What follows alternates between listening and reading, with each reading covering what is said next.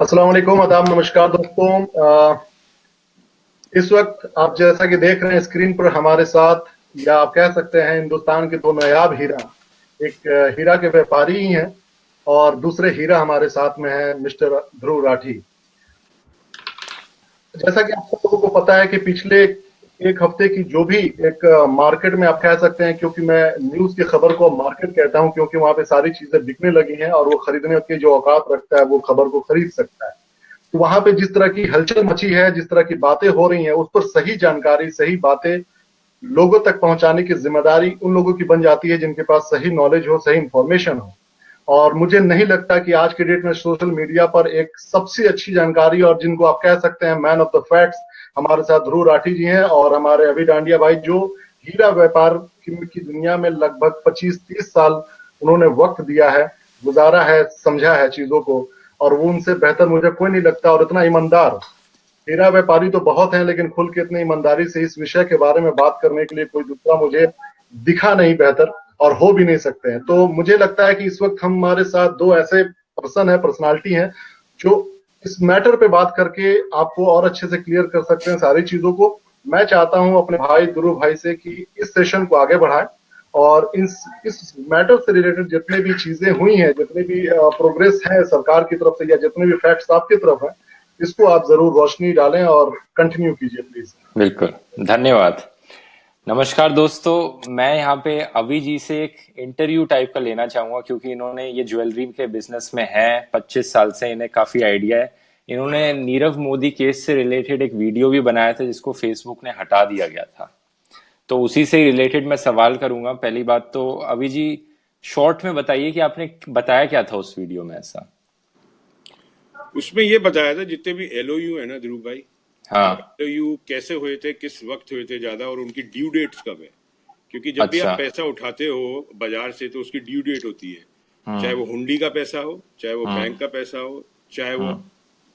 इसके आपस में लिया हुआ पैसा हो, सबकी ड्यू डेट हम्म। होती है। तो हम्म। जब मेरी जानकारी में मैंने जब पता करा सारा का सारा, जब मुझे पता लगा ये सारे एलओयू जो है ये अपने पिछले साल के थे, 2017 के, जिनकी ड्यू डेट 2018 में आ रही थी, जो इनको करने थे रिटर्न।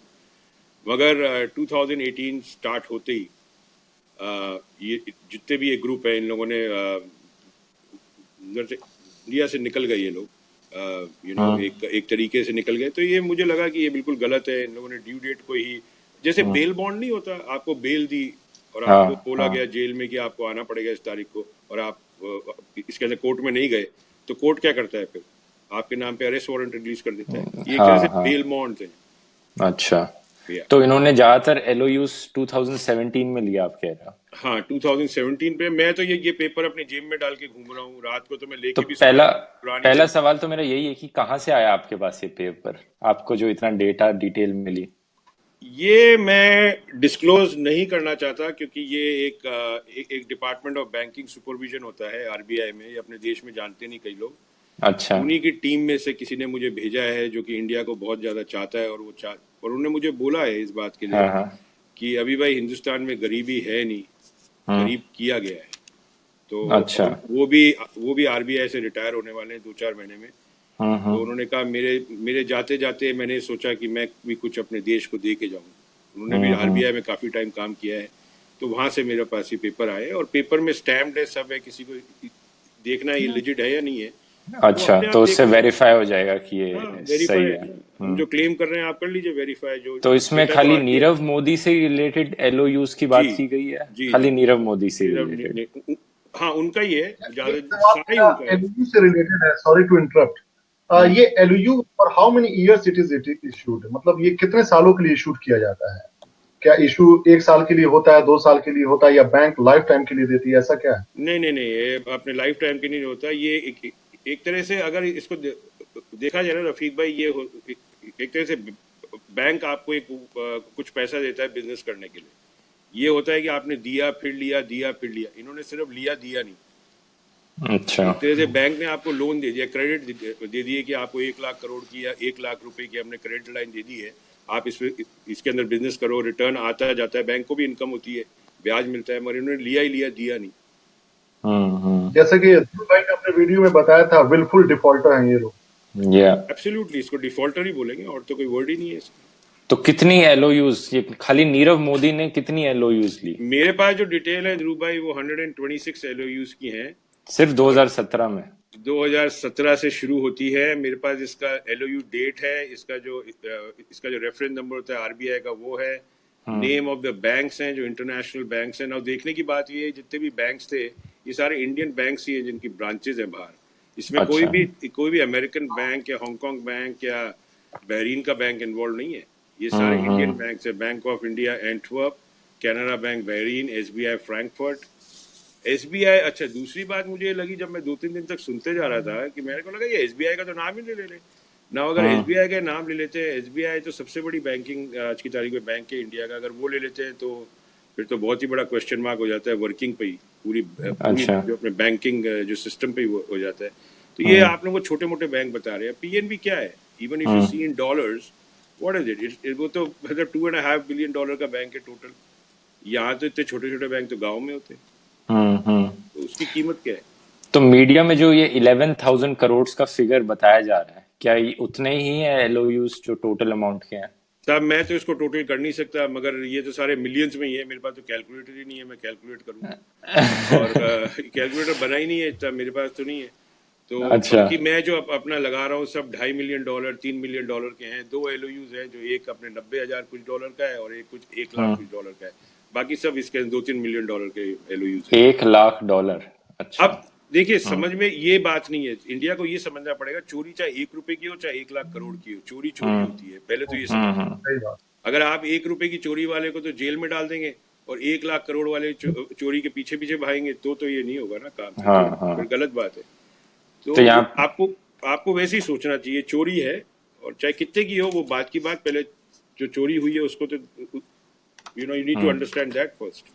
तो यहाँ पे काफी लोग पार्टीज को बीच में लाते हैं, बीजेपी, कांग्रेस, और कुछ लिंक्स भी हैं पार्टीज के। तो आपको लगता है कि किसी पॉलिटिकल पार्टी का हाथ है इनके पीछे देखिए, भगाने में? इतना बड़ा जब फाइनेंशियल स्कैम होते हैं ना, देखिए जहाँ भी वर्ल्ड हाँ। बैंक भी होता है, जहाँ पे इतने बड़े फाइनेंशियल स्कैम होते हैं वहाँ पे पॉलिटिक्स इन्वॉल्व होती है।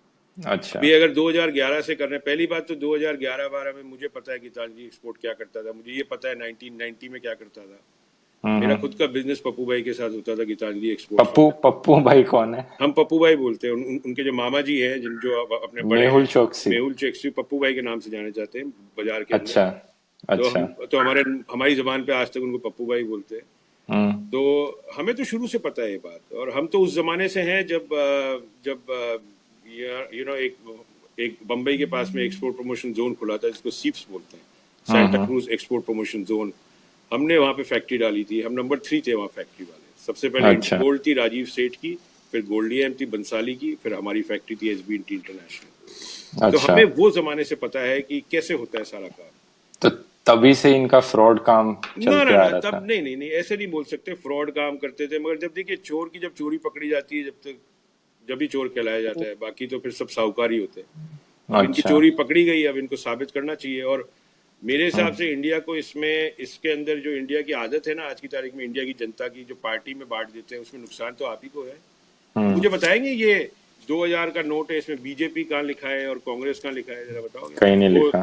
500 का नोट ले लीजिए, कहीं बता दीजिए मुझे। इसमें लिखा है कि ये पेएबल है। आरबीआई का क्या है कि इसमें लिखा रहता है कि ये पेएबल टू द धारक है। तो ये आपका पैसा है, अब बिल्कुल। इसको भी आप डिफरेंशिएट करेंगे in party politics, then the politics is winning. The people will never win in India. They'll बिल्कुल। always be a loser.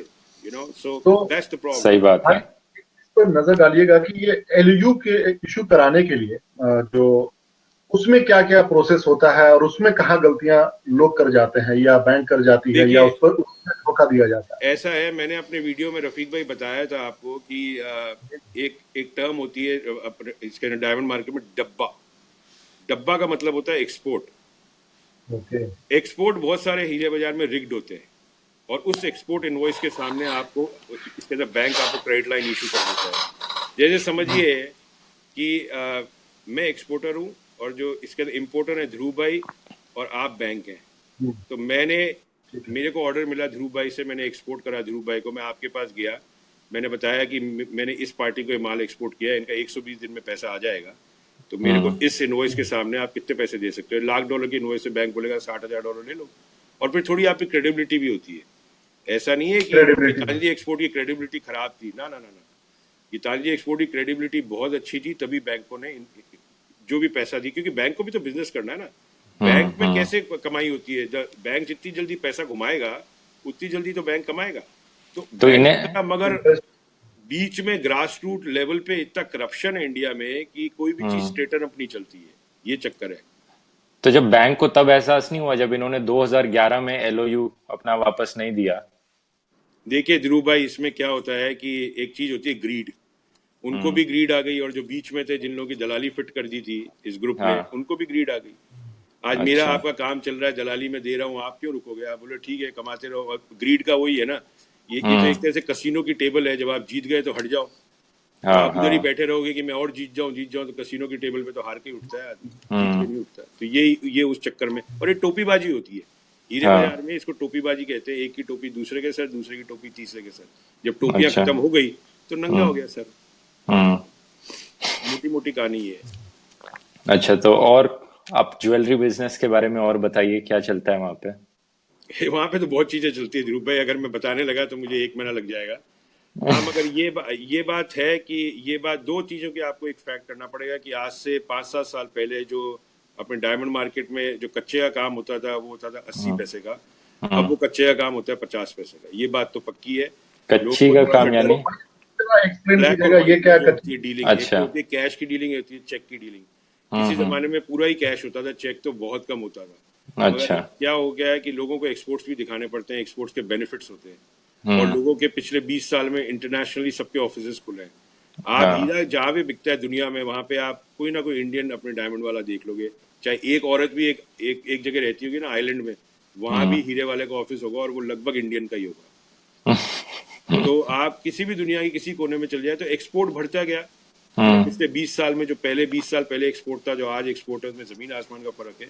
हाँ। तो और इंडिया को एक्सपोर्ट जो करते हैं उससे पैसा तो इंडिया के पास ही आता है, डॉलर, क्योंकि डीलिंग तो सब डॉलर में ही होती है। हम्म। तो ये है सारा का सारा चक्कर। तो अच्छा। इसके बहुत, देखिए दूसरी बात क्या होती है, मेरे को जहां तक लगता है ना, हिंदुस्तान में, अपने देश में, जहां जहां जिस जिस अपने बिजनेस के अंदर इसके अंदर दलाली का कॉन्सेप्ट है ना, वहां वहां ये सब चीजें होंगी। चाहे आप टेक्सटाइल मार्केट ले लो, चाहे आप रियल हाँ। एस्टेट ले लो, चाहे आप स्टॉक मार्केट ले लो, जहां जहां बैठेंगे दलाल, वहां ये प्रॉब्लम खड़ी होगी। जैसे जैसे दलाल हटाते जाएंगे आप, वैसे वैसे प्रॉब्लम खत्म होती जाएगी। अच्छा। हीरा बाजार तो सारे ही दलाली बेस पे चलता है। हम लोग कोई, हमारी किसी की डायरेक्ट डीलिंग नहीं होती है। जैसे मुझे आपसे माल खरीदना है तो इसके अंदर रफीक भाई दलाल होंगे बीच में, और दलाली अच्छा। भी छोटी मोटी नहीं होती है। आपने एक एक पैकेट बेचा 5 करोड़ का, टकिया दलाली कितना हुआ? तो एक एक दलाल भी आज की तारीख में हीरे बाजार में 50-50 करोड़ की पार्टियां हैं। अच्छा। बढ़िया मिडिल दलाल जो, मैन, ये दलाल आपका मतलब है मिडिल मैन ना इससे? Middle man. अब क्या हाँ। होता है, अब जितने भी मिडल मैन की दलाली होती है, समझिए आपकी आपकी 1 लाख रुपए की दलाली हुई, तो पहले के जमाने में होता था 1 लाख रुपए कैश दे देते थे, धंधा हो गया, पेमेंट हो गया, 1 लाख रुपए कैश ले जाओ। अब क्या होता है, अब वो दलाल खुद बोलता है कि भाई मुझे 25,000 चेक दे दो, 75,000 कैश दे दो। तो हम तो अच्छा। सरकार की मदद ही कर रहे हैं गैप्स बंद करने में। आपके हम्म। घर की विंडो में कहीं भी गैप होगा, ठंडी हवा आ रही होगी, तो आप विंडो उसको बंद करते हो ना, गैप को। तो हम वो गैप बंद करने की कोशिश कर रहे हैं, जिससे पूरी आवाम का फायदा हो इसमें, और इसके अंदर डायमंड मार्केट का भी फायदा है अगर ये अच्छा। गैप बंद करेंगे तो। ऐसा नहीं है, हम्म। क्योंकि जो अच्छा इम्पोर्ट होता है कच्चा माल, जो जिसको रफ बोलते हैं, वो सारी लीगल इम्पोर्ट होती है। अच्छा। वो अपने इसके अंदर, मैंने जैसे पहले इंटरव्यू में बताया था, आर्गाइल रफ होती है एक, इसके अंदर डीबीयर्स का जो है, डीबीयर्स एक इंडिपेंडेंट बॉडी है, जो डायमंड, डीबीयर्स एक पूरा खानदान है जो पूरा डायमंड मार्केट संभालता है। अब आज की तारीख में डीबीयर्स की जो ओनर है वो एक 25-30 साल की लड़की है। She is a billionaire, she is the one who controls the diamond market. वो प्राइसेस निकालती है, तब डायमंड मार्केट, मतलब सब लीगल इम्पोर्ट होता है। मेजर अच्छा। Holder of the sites in the world are Indian people, Indian diamond people. किसी जमाने में ये धंधा जूस के हाथ में था, इसराइल के हाथ में, अब नहीं है। वी अच्छा। Are number 1, India is number 1 in diamond जैसा बिजनेस। कि अभी अभी जैसा कि ध्रुव भाई का आज जो लाइव वीडियो आया था, उन्होंने एक स्टैटिस्टिक और रिपोर्ट को उन्होंने कोट किया था। शायद किस न्यूज चैनल का था ध्रुव भाई? इंडियन इंडियन एक्सप्रेस का था वो। सेंट्रल कहाँ से लिया गया था देखना पड़ेगा, लेकिन इंडियन एक्सप्रेस ने गवर्नमेंट डेटा से ही ली गई रिपोर्ट थी कि 1.1 लाख करोड़ अब टोटल अमाउंट है जितना डिफॉल्टर्स को लोन वापस चुकाना है अभी बैंक्स को। अभी इतने बाकी हैं जिनको वापस पैसा देना है। किस बिजनेस बिल्कुल। की मैं बात कर रही हूँ, ये आप इसके अंदर ये हर क्यूमुलेटिव हर बात टाइप के बिजनेस। कर रहे हाँ। हम्म। अच्छा, हैं। तो भाईजान ने कल जो अगर आपने डायमंड जो मार्केट लिस्ट का पूरा इशू किया खंगाल था, दिया जाए तो इसको हम्म। डबल कर लेना। अगर क्या? जो हाँ, अगर डायमंड मार्केट को खंगाल लिया जाए अच्छी हाँ। तरीके से, एक एक ऑफिस आज की तारीख में। अच्छा, इसके अंदर क्या है कि मुझे अभी तक ये इतना बड़ा मुझे एक तो दुख इस बात का है, जो हमारे इसके काउंसिल होती है इसके अंदर, हम्म। इसको बोलते हैं gem and jewellery export promotion council, हाँ। उसका चेयरमैन अभी तक कोई भी जगह नहीं आया है। जबकि उनको कॉल ऑन करना चाहिए मीडिया को और उनसे समझा जाए, ये gem and jewellery export promotion council के जो चेयरमैन है या इसके अंदर जो भी हेड कर रहे हैं, प्रेसिडेंट है, मुझे नहीं पता, पहले कमल कोठारी थे, अब मुझे नहीं पता कौन है, तो उनको बुलाना चाहिए था मीडिया चैनल को और उनको बोलना चाहिए, मगर बोलेंगे नहीं। ये हम्म। समझिए बात, जब मेरे को अगर पप्पू भाई से पेमेंट लेना है तो मैं पप्पू भाई के अगेंस्ट क्यों बोलूंगा? हाँ। एवरीबडी बिल्कुल। Everybody is together, United. तो अच्छा। ये जितने भी मीडिया में बातचीत चल रही है, जो भी बातचीत चल रही है, अधकच्ची बातें हैं, क्योंकि इनको ट्रेड नहीं पता है, ये उस हम्म। ट्रेड में काम नहीं करते हैं। अभी मुझे हम्म। कोई बोले कि आप जिस बिजनेस में, मैं उसमें आप पे बहस करने लग जाऊं, तो मैं ही बेवकूफ कहलाऊंगा ना। व्हेन यू नो बिल्कुल। More than me, so you need hmm. To hear us what we are talking. Hmm. और हम्म। पूरे डायमंड इंडस्ट्री में, पूरे इंडिया में एमकेडी के अलावा कोई आया ही नहीं बाहर। अच्छा। कोई आया? तो भाईजान जो कल नहीं। आपने लिस्ट शो किया था, जो लिस्ट आप सामने लेकर आए थे, वो सिर्फ डायमंड मार्केट से रिलेटेड वो लिस्ट था जो एलओयू या इशू या किया या गया? या इसके अंदर नाम लिखे हुए हैं सारी कंपनीज के, हम्म। गीतांजलि गीतांजलि, जीली ज्वेलरी, नक्षत्रा, ये सारे हम्म। इनका, ये सारे इनके कारनामे। ओके। अच्छा। अब और मेरे को लगभग 9,000 मेरे करीब को डिफॉल्टर थे जो ध्रुव भाई ने आज शेयर किया था, वो ओवरऑल मिलाकर हैं जो या देखो, बिल्कुल। हर एक बिजनेस के हम्म। उसके अंदर यानी बिल्डर लॉबी बहुत बड़ी डिफॉल्टर होगी हिंदुस्तान अब। का सारा पैसा लगभग वो बाहर कर्जे में है। हम्म। अगर आप बजट को मिलाकर देखेंगे, 25 लाख का मैंने लास्ट टाइम जो पढ़ाई करी थी देखा था, जिसमें से एनराइज जो सिर्फ हिंदुस्तान के बजट में कंट्रीब्यूट करते हैं, वो लगभग 25% होता है भारत के बजट में। उतना पैसा तो ये कर्जा देकर और रुके हुए हैं कि कब ये वापस आएगा। हम्म। भारत सरकार और भारत की जितनी भी और सबसे मजे की बात तो ये है कि जितने भी बैंक्स हैं, कोई विदेश का बैंक इसमें इन्वॉल्व नहीं है, लब सब भारत का बैंक, अपना खुद का। हम्म। तो ये देश प्रेम किधर से है ध्रुव भाई? पता नहीं, बड़, ये बड़ा प्रेम का मुश्किल। मेरे को डेफिनेशन नहीं पता। बड़ा मुश्किल है तो कहना। देखिए, अच्छा, तो ये मैं बताऊं रफीक भाई, ये ऐसे नहीं रुकेगा, ये ऐसे नहीं रुकेगा, क्योंकि मैं वेयर देयर वही इज अभी अ पूछने वाला था वेयर देयर इज भाईजान, अ विल। आपने जो 25 साल की लाइफ में एक्सपीरियंस किया है और आपने उस प्रोसेस को देखा होगा, क्योंकि देखिए कोई जिस फील्ड, जैसे मैं कंस्ट्रक्शन के फील्ड में हूँ, जब मैं प्रोसेस बनाता हूँ चीजों का, तो कहाँ पे लूप होल्स है, कहाँ पे प्रॉब्लम है, कहाँ पे क्या है, उस हिसाब हम्म। से मैं स्ट्रक्चर तैयार करता हूँ। आप भी इस चीज में हैं 30 साल से, तो आप एक राय देने की कोशिश कीजिए सरकार को इस वीडियो में जरूर। बिल्कुल। क्या आप ये जितने कहना अच्छा भी चाहेंगे रहेगा।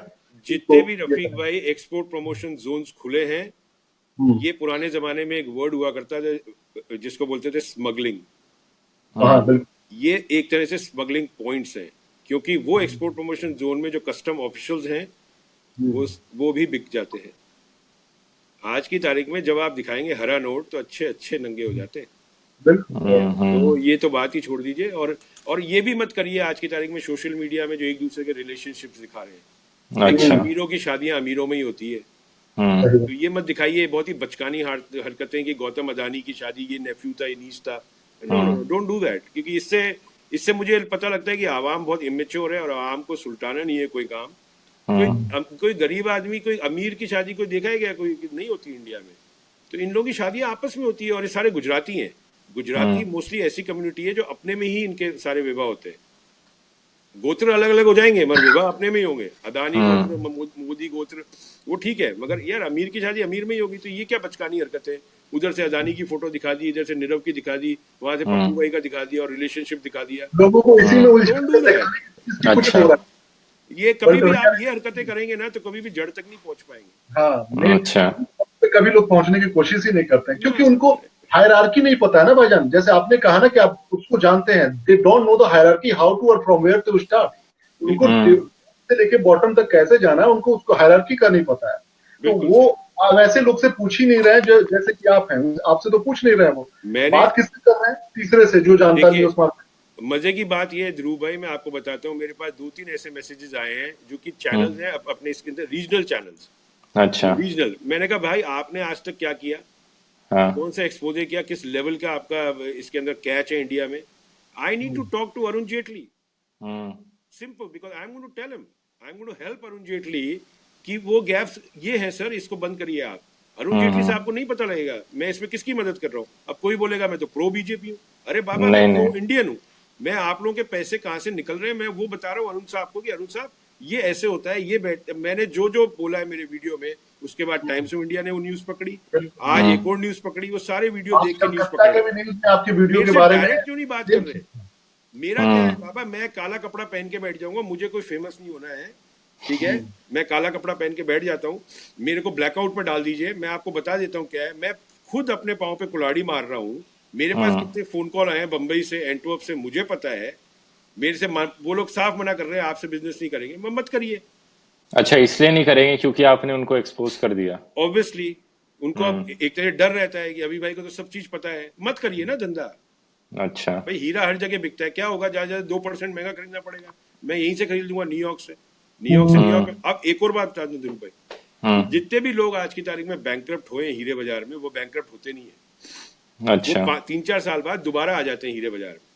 हम्म। कई नाम मैं आपको दे सकता हूँ जिन्होंने हाथ खड़े करे थे और वो दोबारा हीरे बाजार में बहुत बड़ा काम कर रहे हैं। अच्छा। क्योंकि हीरे बाजार को चाहिए सेल्स, अगर आपके हाथ में सेल्स हैं तो वो आपको दोबारा से अडॉप्ट कर लेती है। आज अगर समझिए मेरे हाथ में अमेरिका के 20 कस्टमर है बड़े, और मैंने हाथ खड़े कर दिए, तो वो क्या बोलेंगे, भाई साहब आप तो ठीक है, आपको पहले 120 दिन की उधारी में माल देते थे, अब आपको 15 दिन में देंगे, 1 महीने की उधारी में देंगे, मगर आप इसके अंदर काम जो भी है उसको रखिए आप चालू, उसको बंद मत करिए, अच्छा। क्योंकि उससे उनको नुकसान होता है।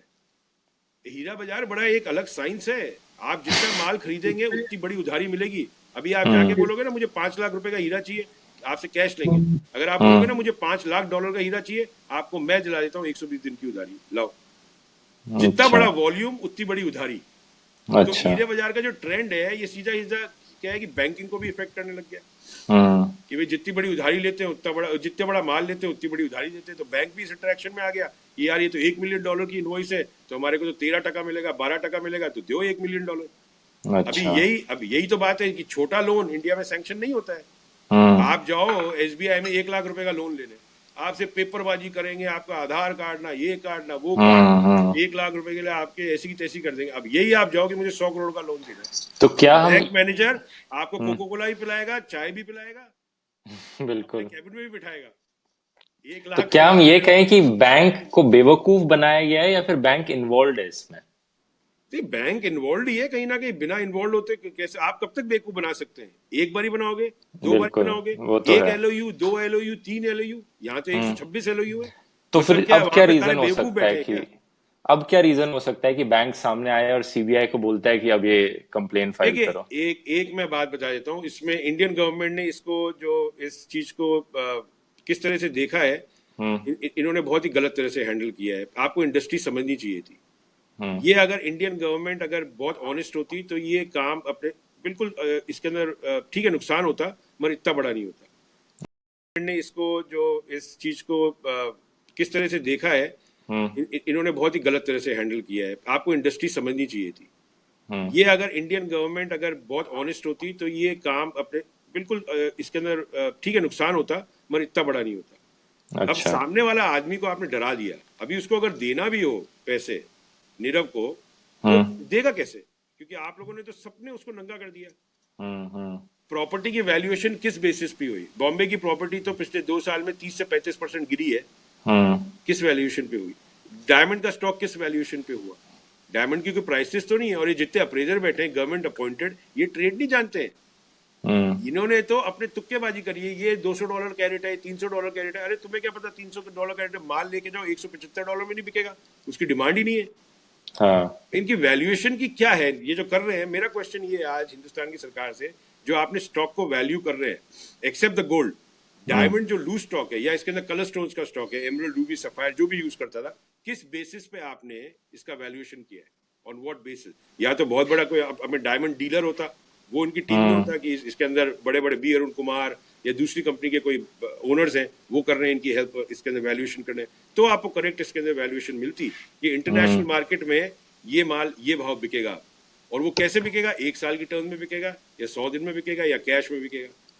हर अच्छा। ट्रेड के अंदर कुछ ना कुछ ऐसे आइटम होते हैं जो बहुत ही फास्ट बिकते हैं, हॉट केक। हम्म।